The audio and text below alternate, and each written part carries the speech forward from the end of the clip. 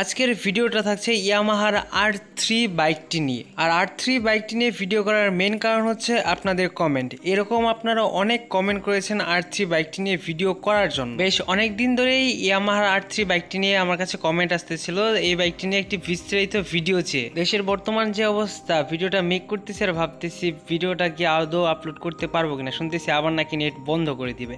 তো যাই হোক, আজকে আমরা এই ভিডিওতে আলোচনা করবো ইয়ামাহার R3 বাইকটি নিয়ে। একদম বলতে গেলে চুলচেরা বিশ্লেষণ হবে আজকে এই ভিডিওতে। প্রথমে আলোচনা করা হবে বাইকটি বাংলাদেশে আসবে কিনা, এরপরে বাইকটি যদি বাংলাদেশে আসে তাহলে কবে নাগাদ বাইকটি বাংলাদেশে আসতে পারে, এরপরে বাইকটি আসার পর বাংলাদেশি টাকায় এই বাইকটির প্রাইস কেমন হতে পারে, এবং পরিশেষে আলোচনা করব বাইকটির স্পেসিফিকেশন নিয়ে। যারা এই বাইকটি সম্পর্কে কোনো কিছুই একবারে জানেন না বা জানতে চাচ্ছেন কবে নাগাদ বাইকটি আসতে পারে বা বাইকটির প্রাইস কেমন হতে পারে, তাহলে আজকের ভিডিওটা আপনাদের জন্য হতে পারে বেশ ইনফরমেটিভ। তাহলে চলুন বেশি কথা না বলে এবার ভিডিওর মূল পর্বে যাওয়া যাক। প্রথমে আলোচনা করি বাইকটি বাংলাদেশে আসবে কি আসবে না। দেখুন, বাংলাদেশে আর সিরিজের R15 version 1, version 2, version 3, version 4 M এডিশনগুলা বাংলাদেশে কতটা জনপ্রিয়, এমনকি এই বাইকগুলোকে বাংলাদেশে প্রত্যেকটা সময় প্রত্যেকটা জেনারেশনে রাস্তার রাজাও বলা হয়ে থাকে। বাংলাদেশে R15 যখন থেকে এসেছে তখন থেকে এখন পর্যন্ত বাংলাদেশের মধ্যে R15 কে বলা হয় যুব সমাজের ক্রাশ। স্পোর্টস বাইক পছন্দ করে কিন্তু R15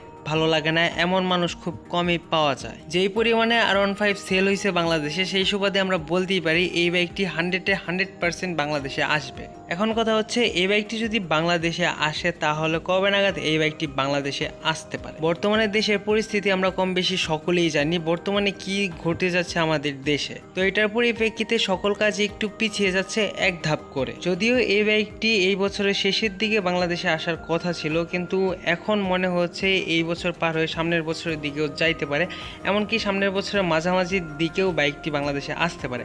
তবে কেউই এখন একদম 100% শিওর ইনফরমেশন দিতে পারছে না বাইকটি কবে নাগাদ বাংলাদেশে আসতে পারে। তবে আশা করা হচ্ছে খুব তাড়াতাড়ি বাইকটি বাংলাদেশে চলে আসবে। যদি দেশের পরিস্থিতি একদম তাড়াতাড়ি আরও শিথিল হয়ে যায় তাহলে দেখা যাবে যে এই বছরের মাঝেও বাইকটি বাংলাদেশের রাস্তায় দেখা যেতে পারে। তো এখন কথা হচ্ছে বাইকটি যদি বাংলাদেশে আসে তাহলে এই বাইকটির প্রাইস বাংলাদেশি টাকায় কত টাকা হতে পারে। বাইকটির প্রকৃত দাম বাংলা টাকায় কনভার্ট করে সেটার সাথে আবার বাইকটির ভ্যাট ট্যাক্স যোগ করে যে প্রাইসটা উঠে এসেছে সেটা হচ্ছে 12 থেকে 14 লক্ষ টাকা। এখন এই প্রাইসটা একদম ডিরেক্ট যে এই প্রাইসের মধ্যে হবে তা নাও হতে পারে, 1-2 লক্ষ টাকা কমও হতে পারে, 1-2 লক্ষ টাকা বেশিও হতে পারে। তবে এইটুকু শিওর দিয়ে বলতে পারি যে 10 লক্ষ টাকার উপরে এই বাইকটির প্রাইস যাবে। এই বাইকটির ব্যাপারে বাইকটি কি আদৌ বাংলাদেশে আসবে কিনা, যদি আসে তাহলে কবে নাগাদ বাইকটি বাংলাদেশে আসতে পারে, আর আসলে বাইকটির প্রাইস কত টাকা হতে পারে, এই সব কিছু আমি পিছনে আপনাদের ক্লিয়ার করতে পেরেছি হয়তোবা। তো এবার আসুন বাইকটি নিয়ে বাইকটির মেজর কিছু স্পেসিফিকেশন আপনাদের সাথে আলোচনা করা যাক। এই বাইকটিতে ইঞ্জিন হিসেবে ব্যবহার করা হয়েছে লিকুইড কুল DOHC 2 সিলিন্ডার 300 সিসির একটি ইঞ্জিন, যার থেকে এই বাইকটি সর্বোচ্চ পাওয়ার আউটপুট করতে পারে 41.40 bhp 10,750 rpm এবং ম্যাক্সিমাম টর্ক আউটপুট করতে পারে 28.80 নিউটন মিটার 9000 rpm। বাইকটিতে ব্রেকিং সিস্টেম হিসেবে dual channel ABS braking system ব্যবহার করা হয়েছে এবং কোম্পানি ক্লেম করছে এই বাইকটি থেকে অ্যাভারেজে মাইলেজ পাওয়া যাবে 30 কিলোমিটার পার লিটার এবং বাইকটি থেকে টপ স্পিড পাওয়া যাবে 188 কিলোমিটার পার আওয়ার এবং বাইকটির মোট ওজন হচ্ছে 170 কেজি। আশা করি আপনি যদি বাইক সম্পর্কে ধারণা রাখেন তাহলে এইটুকু ইনফরমেশন দিয়ে বা স্পেসিফিকেশন দিয়ে আপনি বুঝতেই পেরেছেন এই বাইকটি কেমন হতে যাচ্ছে বা এই বাইকটি কেমন। এরপরেও যদি আপনি বাইকের একদম নারী নক্ষত্র সব জানতে চান তাহলে কষ্ট করে কোনো একটা ব্রাউজার ওপেন করে আপনি কোথাও সার্চ করে দেখে নিতে পারেন, সেখানে আরও স্পষ্টভাবে দেওয়া আছে। কিন্তু বাইকটা বোঝার জন্য এইটুকু ইনফরমেশন আমি মনে করি যথেষ্ট।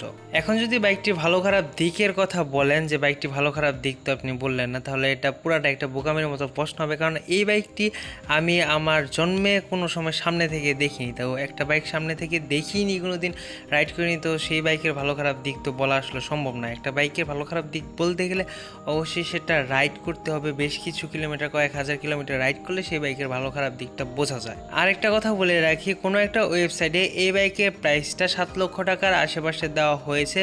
তো আমি এটা এখানেই স্পষ্ট করে বলে দিই, সেই প্রাইসটা একটা অহেতুক প্রাইস, কোনো ভিত্তিহীন প্রাইস দিয়ে রাখছে, মানে দেওয়ার প্রয়োজন এর জন্য দিয়ে রাখছে।